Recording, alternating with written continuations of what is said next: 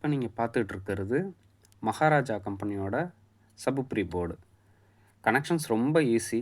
ஆக்சுவலாக இங்கே பார்த்தீங்கன்னா அந்த 3 பாயிண்ட் இருக்கு இல்லையா? Positive, negative, ground. இதில் வந்து நீங்கள் வந்து 24/0/24 பவர் சப்ளை கொடுத்துக்கணும். இங்கே வந்து இன்புட் லெஃப்ட்டு, ரைட்டு, கிரவுண்டு.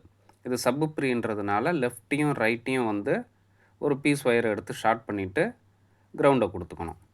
அதே மாதிரி இங்கே பார்த்தீங்கன்னா இதிலிருந்து சப் அவுட் எடுத்துக்கணும். ஒரு சப் அவுட் எடுத்து நீங்கள் பவர் ஆம்ப்ளிஃபையர் சப்வூஃபர் போர்டுக்கு நீங்கள் கொடுத்துக்கலாம். கிரவுண்ட் எடுத்து கிரவுண்ட் பண்ணிக்க வேண்டியதான், அவ்வளோதான். இதில் வந்து ப்ரீசெட் கொடுத்துருப்பாங்க ஃப்ரீக்குவன்சி அட்ஜஸ்ட் பண்ணுறதுக்கு.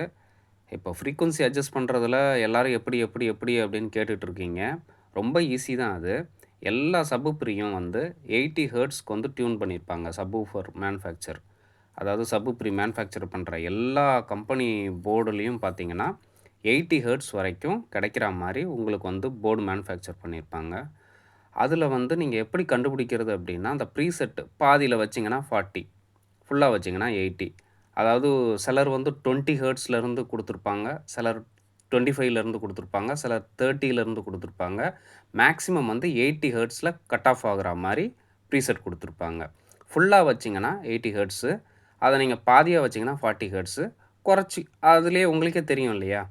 பாதி 40 அப்படின்னா அதில் பாதி அதாவது குவார்ட்டர் ஹாஃப் வந்து உங்களுக்கு 20 ஹெர்ட்ஸு, 40 ஹெர்ட்ஸு, அதுக்கப்புறம் 60 ஹெர்ட்ஸ், 80 ஹெர்ட்ஸ் ஈஸியாக நீங்கள் வந்து கண்டுபிடிச்சிக்கலாம் ப்ரீசெட்டை வச்சே. அதாவது எண்டு டு எண்டு ப்ரீசெட் ஸ்டார்டிங்லேருந்து எண்டிங் வரைக்கும் எவ்வளோ வருதுன்னு பார்த்துக்கிட்டு அதில் பாதி 40 ஹெர்ட்ஸு, அதில் ஃபுல்லாக இருக்கிறது 80 ஹெர்ட்ஸு, கம்மியாக இருக்கிறது 20 ஹெர்ட்ஸ். அதாவது ஸ்டார்டிங் பாயிண்ட்டு 20 ஹெர்ட்ஸு. அதை நீங்கள் ஸ்க்ரூ ட்ரைவர் வச்சு டியூன் பண்ணி நீங்கள் தெரிஞ்சுக்க வேண்டியதான். எதில் வந்து வைப்ரேட் ஆகாமல் உங்கள் சப்வூஃபர் வந்து நிற்குதோ, பாட்டுக்கு மேட்ச் ஆகி மெயின் ஸ்பீக்கரை டிஸ்டர்ப் பண்ணாமல் சப்வூஃபர் சவுண்டு வைப்ரேஷன் இல்லாமல் எதில் நிற்குதோ, எந்த ஃப்ரீக்குவன்சியில் நிற்குதோ அதில் வந்து நீங்கள் ஸ்டாப் பண்ணிக்கணும். தேங்க்யூ.